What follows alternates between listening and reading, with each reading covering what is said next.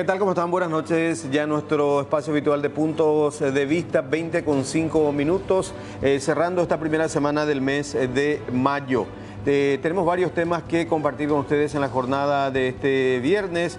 Vamos a hablar justamente del derecho laboral, también una ampliación un poquito explicando también de qué manera los trabajadores pueden recurrir a los estrados judiciales, en qué casos no. Otras cuestiones que tienen que ver con el derecho de los trabajadores, justamente en el marco de esta semana en que conmemoramos el Día Internacional del Trabajador. 20:05, actualizamos los datos del tiempo, 27 grados decíamos, y ya le damos bienvenida al doctor Eduardo Pérez Avid, abogado especialista en materia laboral. Doctor, buenas noches, ¿cómo está? Buenas noches, Silvio, a vos y la teleaudiencia. Gracias por venir nuevamente a Puntos de Vista. Gracias a usted por la invitación y esperamos compartir con la teleaudiencia algunas inquietudes que siempre tienen los trabajadores y los empleadores también en general, ¿verdad? Es así. Y justamente en estos días también se daba tu designación como nuevo titular del gremio que nuclea a los profesionales del derecho que ejercen en la parte laboral. Efectivamente, nosotros tuvimos nuestra asamblea ordinaria el pasado 28 de abril y mediante un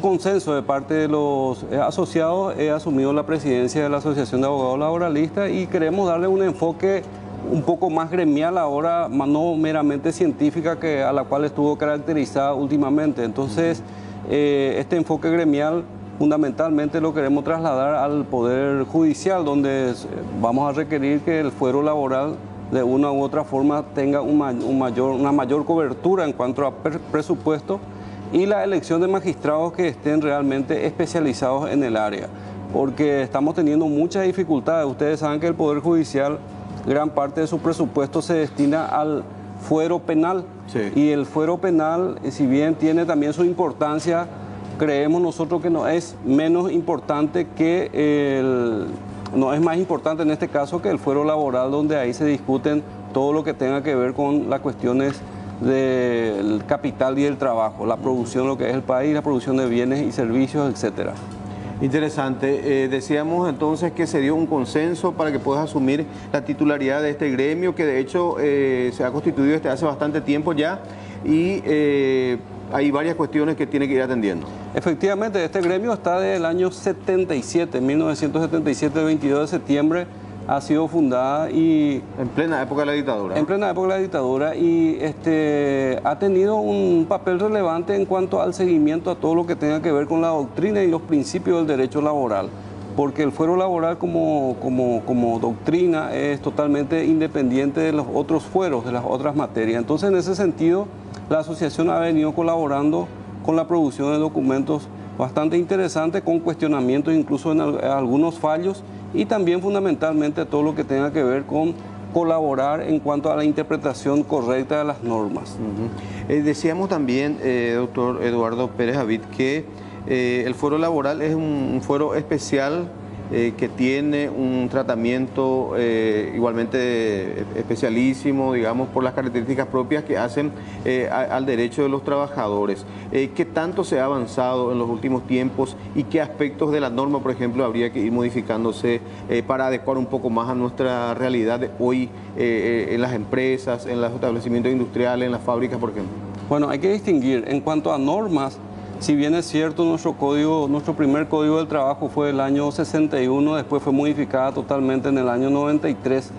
Es un código que tiene una cobertura legal bastante interesante en cuanto hacen a los derechos de los trabajadores. Posteriormente se han dictado otras leyes que hacen que se complemente todo un conjunto de normas en cuanto a la protección. La ley del empleo doméstico que se dictó hace poco tiempo, la ley de la maternidad también, los descansos por maternidad, etcétera. O sea, hay un conjunto de normas que hoy día están en vigencia, los derechos que tiene el género de la mujer para sus estudios específicos, por ejemplo, que es una obligación del empleador con una carga social de que debe abonar por ese día que utiliza para los estudios que haga la mujer trabajadora. Entonces se ha avanzado bastante en cuanto a las normas.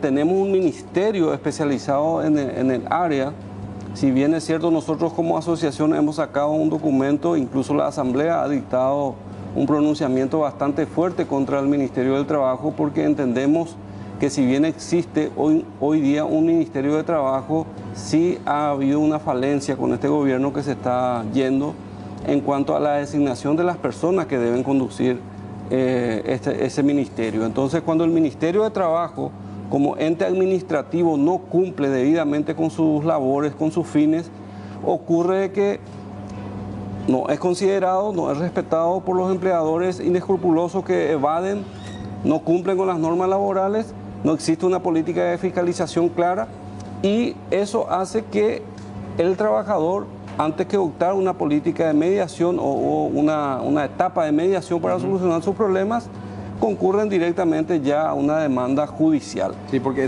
eso sobrecarga a su vez todo, claro, lo que es el fuero laboral. Totalmente. Te decía, esa instancia de mediación tendría que fortalecerse significativamente porque es una instancia muy interesante si se utiliza adecuadamente y si tiene la eficacia que requiere, ¿verdad? Para evitar justamente ese engorroso y prolongado litigio en el ámbito laboral. Claro, aparte de los conflictos propiamente individuales, tenemos los conflictos colectivos que afectan a los sindicatos fundamentalmente, la negociación colectiva, reglamentos internos de trabajo, etcétera, ¿verdad? ¿Qué ocurre? Que yo particularmente soy muy crítico a la labor del Ministerio del Trabajo y entiendo que la mediación como tal no puede tampoco hacer el Ministerio. Lo que sí puede hacer el Ministerio desde el punto de vista del concepto técnico es la conciliación.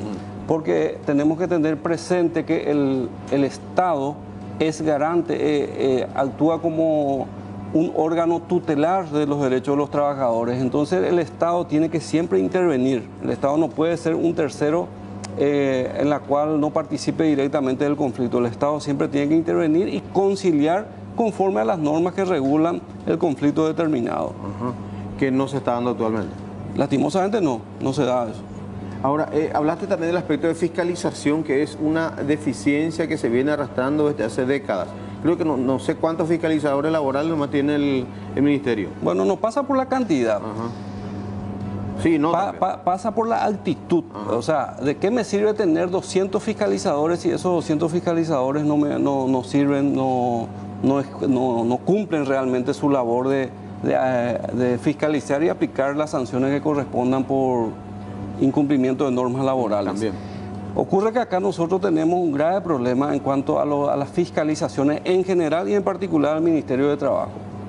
Cuando que en otros países, principalmente europeos, los funcionarios públicos llegan al cargo de fiscalizador en el área laboral o del derecho laboral, es el mayor premio que obtienen por la relevancia que tiene ese cargo y por la función social que cumple. Acá es al revés, acá se utilizan, en la gran mayoría de los casos ha ocurrido, no estoy juzgando ahora a los que están, pero en la gran mayoría de los casos ha ocurrido que se nombran fiscalizadores como un cugoteo político. Incluso muchas veces no se tiene dónde ubicar al funcionario y se le envía a la fiscalización. Entonces, si no se tiene una política de formación idónea de los fiscalizadores, si no se tiene una política de remuneración idónea, porque un fiscalizador que gana menos del salario mínimo o el salario mínimo, por supuesto, ser coimeado, entonces se le empuja a ser corrompido, ¿verdad? Entonces tenemos que tener una política salarial adecuada para los fiscalizadores en general y principalmente al sector del derecho laboral y por sobre todas las cosas la formación técnica especializada. Y lo más fundamental de todo esto, un mecanismo de apoyo político o de una directriz política de las autoridades hacia sus funcionarios. Porque si el ministro, el viceministro y los directores no apoyan la gestión de fiscalización, no se hacen debidamente las fiscalizaciones, entonces lo que ocurre es que ese funcionario no tiene el respaldo y por supuesto no se va a estar arriesgando a que una persona, como ocurre en nuestro país, llama a las autoridades y solicita el cambio o el despido de tal funcionario. Que se sigue dando, de hecho. Ahora, ¿cuáles son los aspectos más relevantes que un fiscalizador debería de tener en cuenta a la hora de llegar hasta un establecimiento industrial, por ejemplo? Bueno, cada establecimiento existe una regla general, sí. claro, existe una regla general y después están las reglas particulares del tipo de empresa o del tipo de industria que se tenga, ¿verdad? Nosotros tenemos aquí un decreto vigente, ahora salió también una nueva norma que trata mucho de lo que es la política de seguridad y salud ocupacional, todo lo que tenga que ver con esa política, además del cumplimiento estrictamente de las normas laborales, la protección que tiene que tener el trabajador, la ergonomía laboral, en qué condiciones debe prestar sus labores, etcétera, etcétera. Y por sobre todas las cosas, la base fundamental de toda fiscalización es lo que determina el Código del Trabajo, los descansos legales, todo lo que tenga que ver con el pago de los beneficios sociales, etcétera, etcétera. Entonces lo que tiene que tener un fiscalizador es conocimiento, en primer término. En segundo término, tener un manual de procedimiento que realmente asegure que esa fiscalización sea eficiente. Eficiente en el sentido de que el día de mañana no sea atacada por alguna acción, claro, por una acción de nulidad y se anule esa fiscalización o que se recurra a la vía ordinaria, a la justicia, y también se revoque las multas, ¿verdad?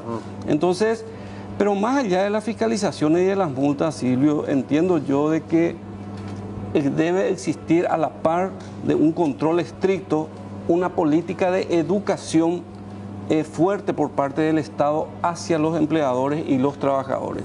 Y ahí entra a tallar otro aspecto importante que debe llevar adelante el Estado, el gobierno, que es la política de diálogo social. Pero como lo decía acá el Papa Francisco también, el diálogo tiene que ser bien sincero, bien abierta y sobre bases concretas. No se puede estar dialogando de una forma sobre la mesa y de la otra forma, actuando de otra forma bajo la mesa. Interesante. Y también, doctor, hay áreas laborales bastante vulnerables últimamente que se han repetido y se vienen arrastrando también desde hace tiempo. Me refiero al sector de guardias de seguridad, por ejemplo, y otros sectores laborales en donde habitualmente, o en muchos casos más bien, se dan violaciones a las leyes laborales. Bueno, y eso ocurre porque se debilitó bastante la política de fiscalización del Ministerio de Trabajo. Fracasamos en la fiscalización, o sea, al empleador le es más fácil no cumplir con las normas porque sabe que eventualmente puede solucionar por el camino las cosas. Hablemos de eso claramente, que es así, ¿verdad? Así que si no tenemos una política de fiscalización eficiente, una política de fiscalización seria y que haga respetar las normas a los empleadores que no lo cumplen, entonces esto va a seguir siendo una constante. Hoy día va a ser el tema de los guardias de seguridad, después van a ser los empleados domésticos, después van a ser los trabajadores del transporte, trabajadores del comercio, etcétera, etcétera. Por eso yo decía, no hace falta tener cantidad, nosotros necesitamos tener calidad, que de que cuando vaya una fiscalización en una ciudad determinada, en una zona determinada, tenga sus efectos, no solamente punitivos, sino también educativos, que eduque al empleador, porque si el empleador sabe que no va a poder solucionar su acción, su falta, su renuencia a cumplir con las normas laborales y va a ser sancionado efectivamente, entonces se va a adecuar a las normas. Y eso a su vez significa que el gobierno, el Estado, va a tratar a todos por igual, porque ¿qué ocurre ahora? Que hay algunos empleadores que hacen un gran esfuerzo de cumplir con las normas laborales y hay otros que tienen una carga importante, hay que decirlo. Tienen una carga social importante también que cumplir, ¿verdad? Pero hay otros empleadores que son sus vecinos y que están evadiendo, están trabajando en negro. Entonces hay una competencia desleal entre mismos empleadores que buscan, uno, adecuarse a las normas y otros que están al margen de las normas. De ahí el rol preponderante del Estado justamente en regular todo esto. Por supuesto, y por otro lado la dignificación del ser humano, porque el gobierno, el Estado paraguayo es un Estado social de derecho, y el Estado social de derecho significa de que el factor humano, el ser humano es un factor esencial, fundamental, y dentro del factor humano están los trabajadores que desde el punto de vista estrictamente monetario siempre están en una situación mucho más vulnerable.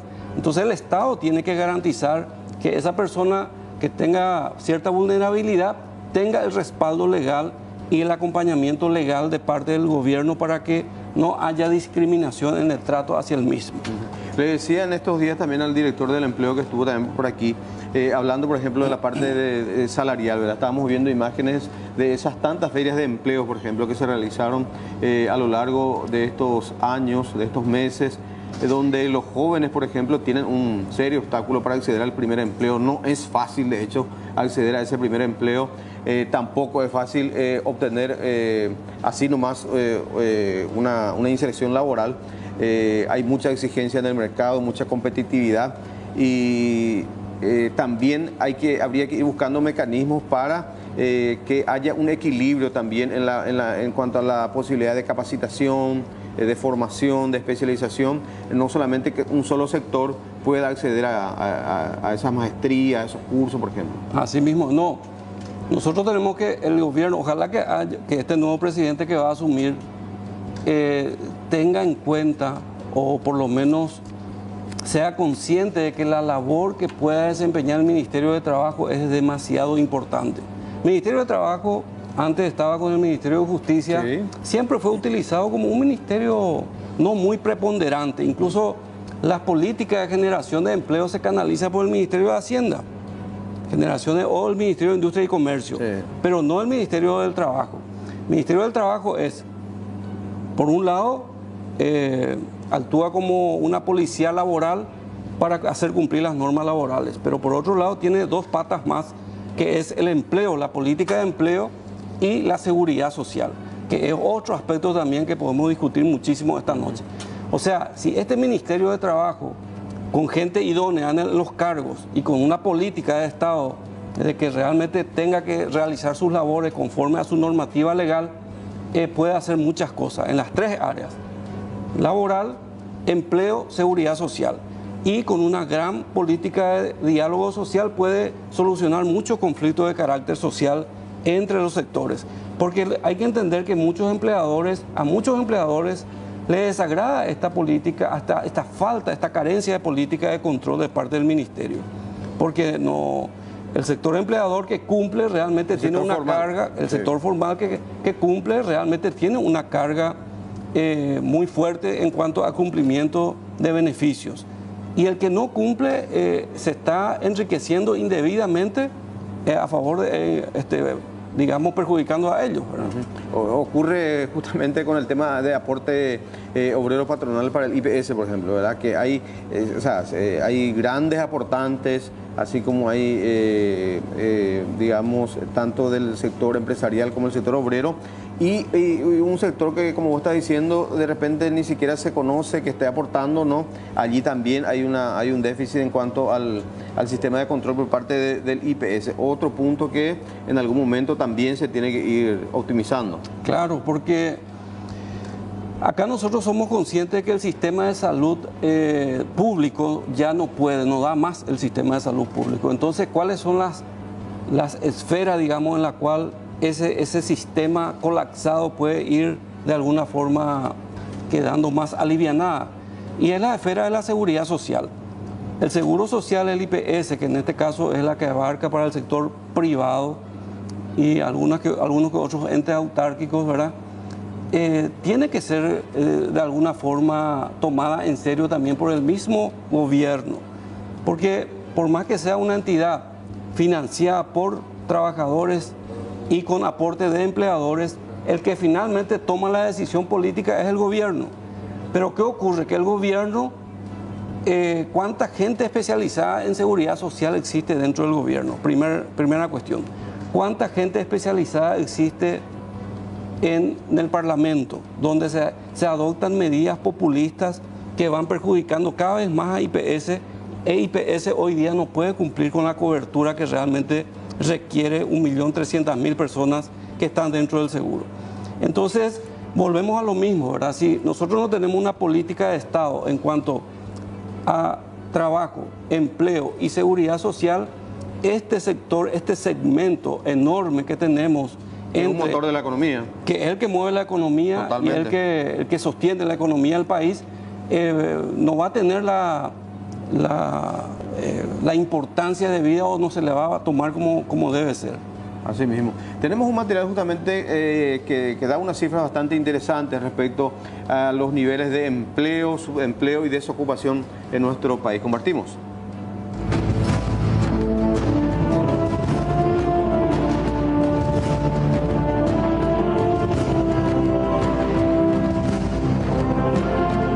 Las cifras del desempleo son alarmantes en nuestro país y generan aún más preocupación las que refieren a la tasa de jóvenes que no poseen un trabajo, muchos de los cuales ni siquiera pudo acceder a una educación de calidad. Los números son muestra de ello. La tasa de desempleo en el Paraguay está en el orden del 6%, según la encuesta permanente de hogares.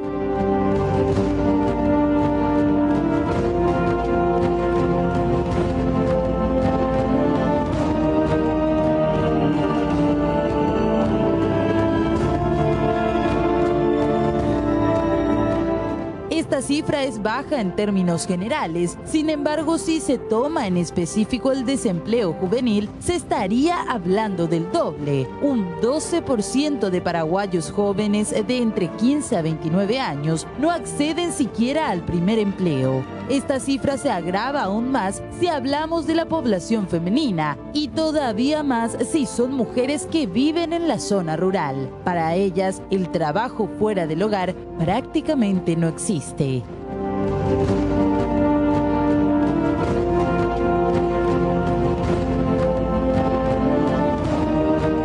Pero no todo termina ahí. Muchos aquellos que pueden o llegan a acceder a algún tipo de empleo terminan agrupados en el sector conocido como el subempleo, donde las condiciones laborales son totalmente precarias.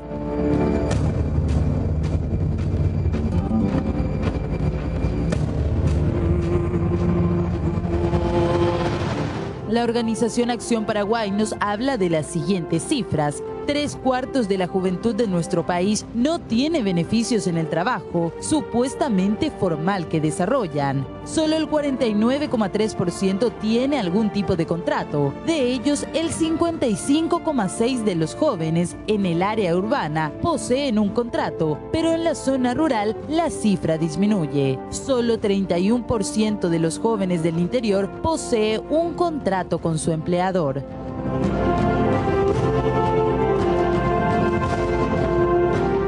El desempleo de los jóvenes es sin dudas una situación que preocupa no solo al Paraguay, sino a una gran parte del mundo. Solo en América Latina, 1 de cada 5 jóvenes está sin trabajo. Y la tasa de desempleo juvenil en la mayoría de los países de Latinoamérica le triplica a la del resto de trabajadores.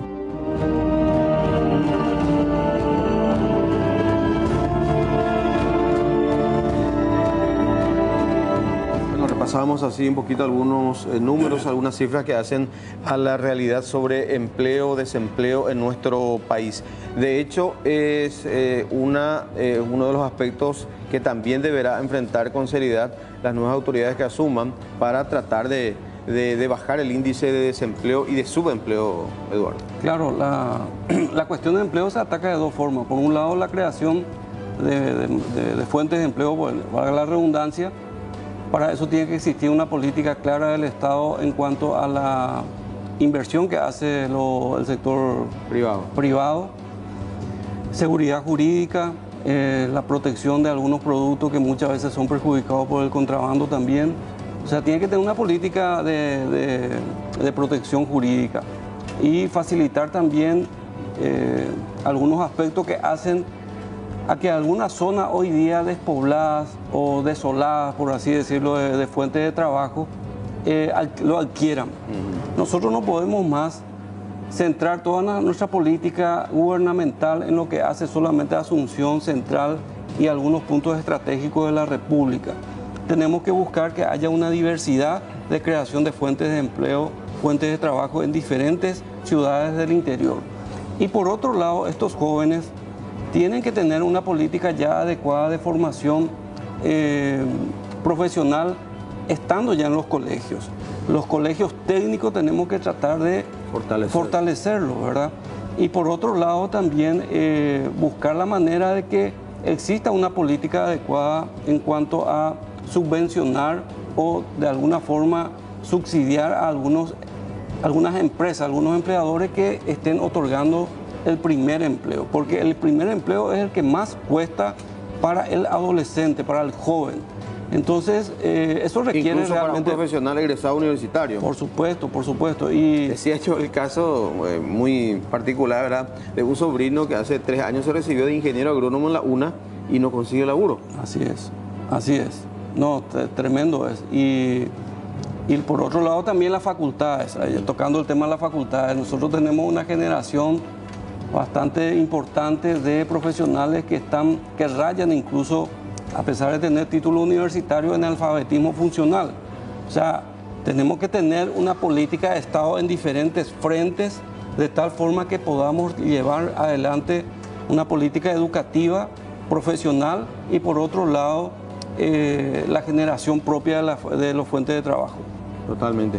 Ahora, Eduardo, en tu dilatada carrera como abogado, pasillero, litigante en el ámbito laboral, ¿cuáles son los casos más usuales que llevan a una demanda laboral en nuestro país?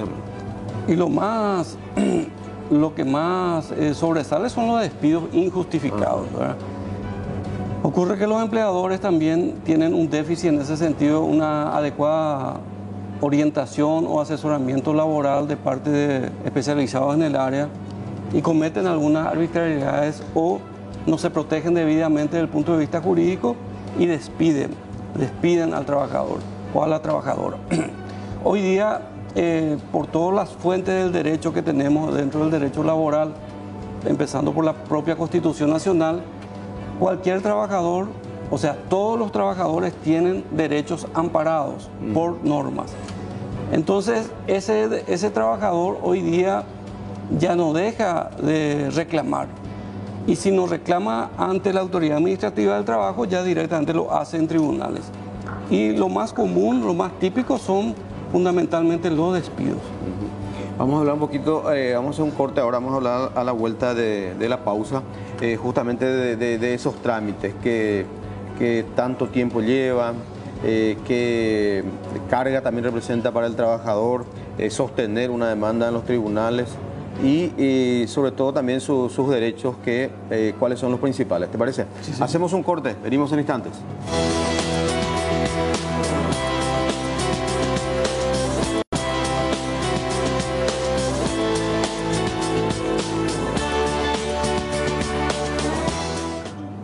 Bueno, retomamos nuestra charla con el doctor Eduardo Pérez Savid. Estábamos hablando de los juicios laborales. Ya enseguida te invitamos con el agua.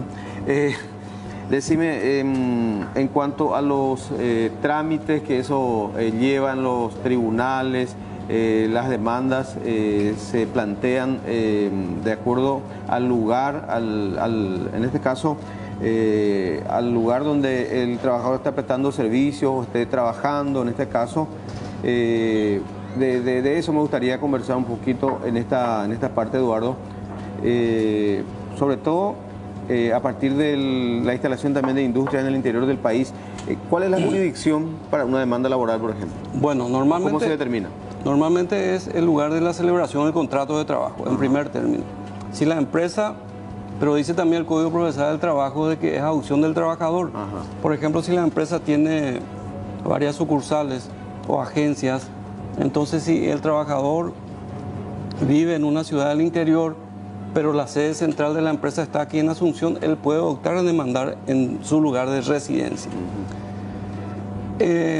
Bueno, los fueros. El fuero laboral, como les decía, está sobrecargado, está colapsado hoy día porque no tenemos un filtro que es un Ministerio de Trabajo eficiente. Tenemos un gran déficit en ese sentido. Al tener un fuero laboral sobrecargado de demanda, por supuesto que eso conlleva que los juicios tengan una duración de mucho más tiempo que lo establecido en el mismo Código Procesal del Trabajo, ¿verdad?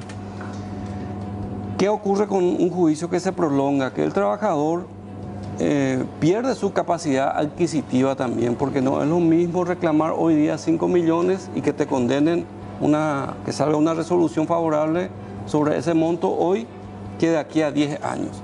Es cierto, el trabajador puede reclamar los intereses, pero eso conlleva también otro juicio complementario.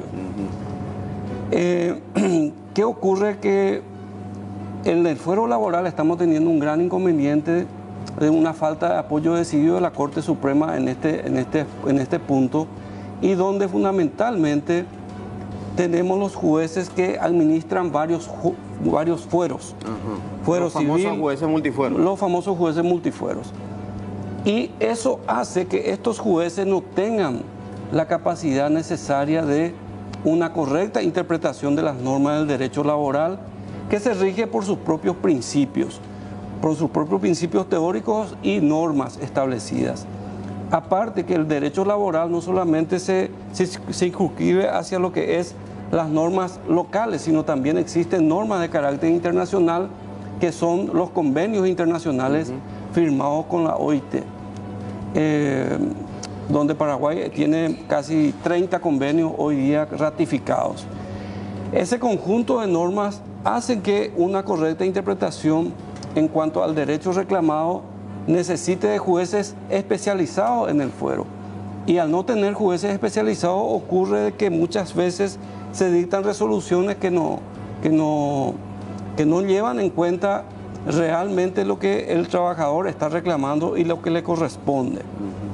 ¿Qué puede hacer un trabajador cuando va a iniciar una demanda? Bueno, estamos los abogados en el sector privado, pero está también una abogacía laboral que depende de la Corte Suprema, del Poder Judicial, que le da una asistencia gratuita toda vez que se demuestre que ese trabajador no tiene las condiciones para pagar un profesional en el sector privado. Y valiéndose estos profesionales... Para litigar sin gasto, que le llaman. Exactamente. Entonces, con una constancia de litigar sin gasto, entonces él puede presentar su juicio laboral y se lleva adelante el proceso. Ahora, por lo general, para arribarse a una sentencia de primera instancia, si no conociere demasiados incidentes, el proceso, ¿cuánto tiempo? Bueno, eso dependiendo... depende de cada caso, ¿no? Dependiendo de cada juez, de cada magistrado incluso, porque hay magistrados que procuran de sacar su resolución en un tiempo prudencial. Otros magistrados, por más que procuren, ya no lo pueden hacer porque la sobrecarga ya es exagerada. Y bueno, estamos hablando de un promedio en un juzgado donde relativamente se trabaje bien y que el magistrado pueda sacar una resolución. Estamos hablando de casi un año, 4 meses aproximadamente, o sea, 16 meses, desde el punto de vista de la celeridad. Hay en otros casos que en primera instancia se llega a los 3 años, fácilmente. Todo sigue siendo con papeles, documentos, no hay nada electrónico todavía en la parte laboral. Bueno, y ahí lo que al comienzo yo decía, ¿verdad? Nosotros tenemos un gran problema de que la misma Corte Suprema de Justicia no le da la importancia debida a lo que es el mundo laboral, lo que es la producción nacional que se sustenta entre el capital y el trabajo, entre empleadores y trabajadores. Y todo lo que es relegado, dentro de todo lo relegado está el fuero laboral. Y nosotros no tenemos todavía esa posibilidad de litigar electrónicamente. Estamos todavía a la antigua. Ya. Por otro lado, antes de irnos a la pausa, el tema de los contratos de prestación de servicios para el trabajador, ¿es conveniente, no es conveniente? ¿En qué casos se aplican? ¿Hay una vinculación con el derecho laboral o con el derecho civil? Bueno, cuando hablamos de contrato de prestación de servicios no estamos hablando de trabajadores, estamos hablando de personas que tengan la capacidad técnica profesional de prestar un servicio determinado.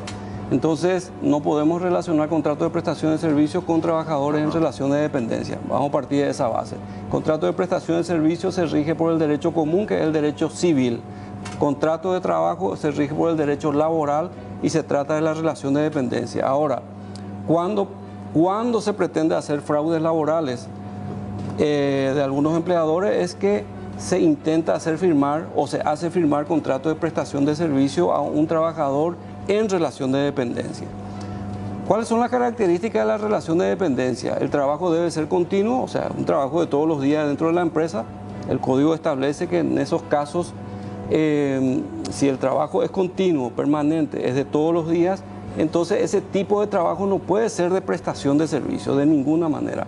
Es un trabajo de relación de dependencia. La relación de dependencia también se caracteriza por la subordinación. No hay independencia de parte del trabajador, está subordinado a cumplir horario, está subordinado a cumplir directivas. Entonces en esos casos, por más que firme un contrato de prestación de servicio, no le sirve, no sirve. La jurisprudencia en tribunales en ese sentido ha determinado que este tipo de contratos son simple y llanamente fraudes de tipo laboral. O sea, se pretende dejar de cumplir las normas laborales valiéndose de un documento totalmente inaplicable. Clarísimo. ¿Algún mensaje final a los trabajadores y cerramos? Bueno, tanto a empleadores como a trabajadores quiero decirles que siempre es importante cumplir con los derechos y las obligaciones, o sea, con las obligaciones que cada uno tenga, ¿verdad? Porque el empleador tiene sus obligaciones, pero también el trabajador tiene obligaciones que cumplir. Entonces, cuando ambas partes cumplen con su rol, entonces la relación siempre va a ser mucho más fructífera. Lo importante es que haya una armonía dentro del lugar de trabajo y que haya una estabilidad y un ambiente laboral saludable. Correcto. Gracias, Eduardo, por el tiempo. A vos, muchas gracias. Buenas noches. Hacemos una pausita nuevamente, venimos en instantes.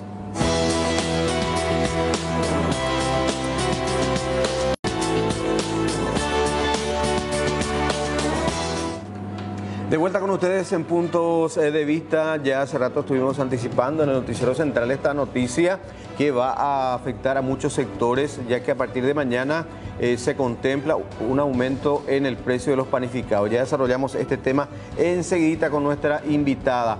Ahora actualizamos los datos del tiempo. En Asunción tenemos 27 grados 4 la actual temperatura. Hay humo en el ambiente, la visibilidad reducida a 7 kilómetros. Recordamos que hay un aviso meteorológico vigente también. Hay que estar atentos a la posibilidad de lluvias para esta madrugada que viene. Para los próximos 3 días justamente vamos a dar cuenta de que mañana meteorología indica una mínima de 23 y una máxima de 30 y... no, perdón.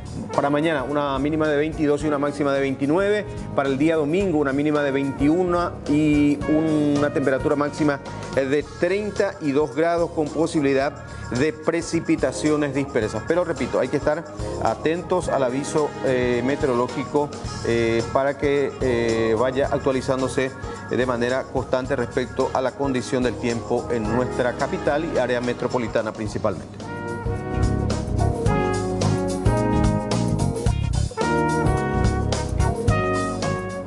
Ya le saludamos a doña Lucía Cañete. ¿Qué tal, doña Lucía? ¿Cómo está? Ama de casa, comerciante, laburadora, madre de familia también, ¿eh? De 6 hijos. 6 hijos, ¿eh? Completita, ¿eh? ¿Qué tal? Bienvenida. Gracias por venir. Desde San Lorenzo, me dice, ¿eh? Desde San Lorenzo. Ajá. Bueno, estábamos hablando y vamos a emitir nuevamente el material enseguida también. Aumentan panificados y afines, dicen, ¿verdad? Señalan desde el sector de los panaderos que digamos, se dio este anuncio justamente porque también hay aumento en el precio de la materia prima, que es la harina. Escuchamos lo que decía justamente el titular del gremio esta tarde, un ratito. Falla de Molineros por ser trigo de temporada 2016-2017, siendo que la comercialización era de 97.000 guaraníes hasta la fecha del mes de abril del corriente. En la fecha de hoy nos encontramos con que cuesta 125.000 guaraníes con una tendencia de crecimiento.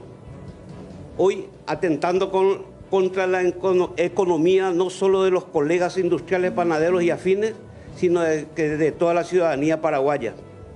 Les recordamos a los señores molineros que su obligación es, en primer lugar, el abastecimiento de la harina a toda la población paraguaya, puesto que la plantación se efectúa en suelo patrio, manteniendo los niveles de venta a costo que no excedan la posibilidad de compra de la población. Creemos que no existe motivo que justifiquen la suba en el precio de la harina. La misma es solo a modo especulativo. Exhortamos al Ministerio de Industria y Comercio a tomar intervención del caso. En caso de mantener su postura el gremio de molineros, recordámosles que los impuestos que pagan son de un nivel muy bajo.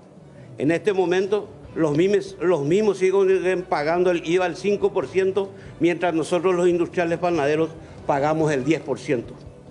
Por todos los expuestos, creemos que amerita una reunión con los representantes de la Cámara Paraguaya de Molineros, conjuntamente con el Ministerio de Industria y Comercio, ya que la suba tiene un impacto negativo en el crecimiento de la economía nacional.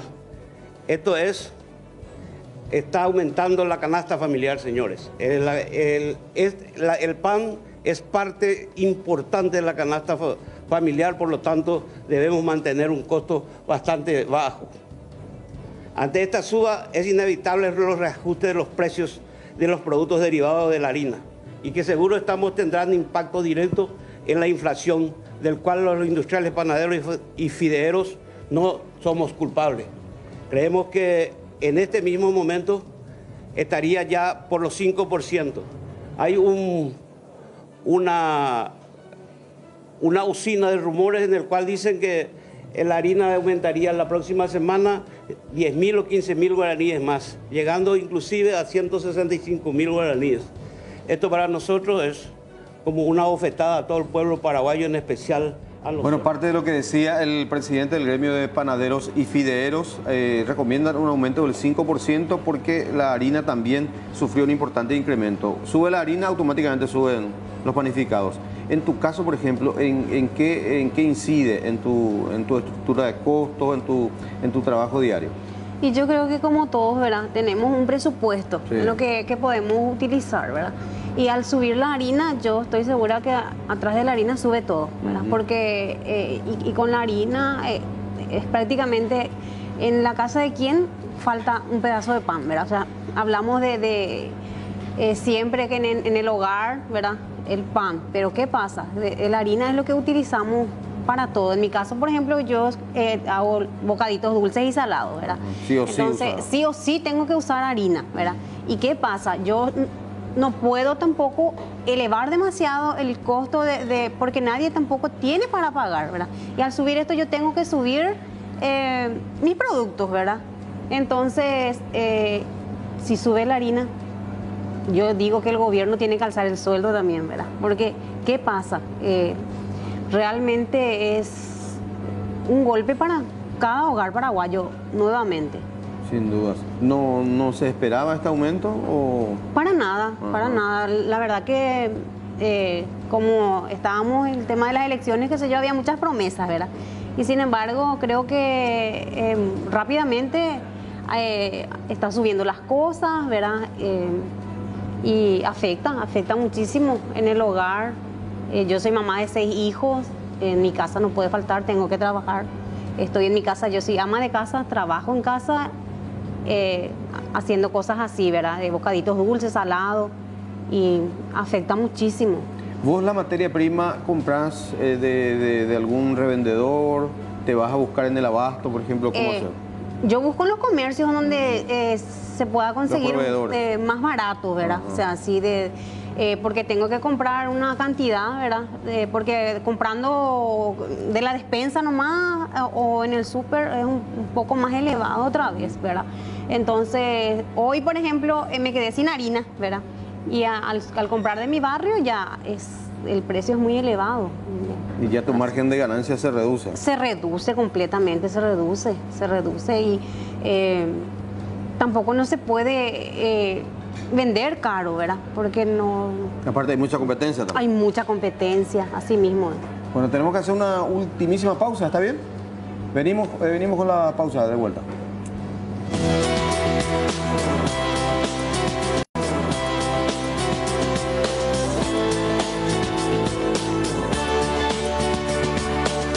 Puntos de vista. Finalmente, doña Lucía, esperemos que esto no golpee tanto la canasta familiar. Esperemos que así sea. Bueno, gracias por el tiempo también. Por favor. Bueno, cerramos puntos de vista. Buen fin de semana para todos.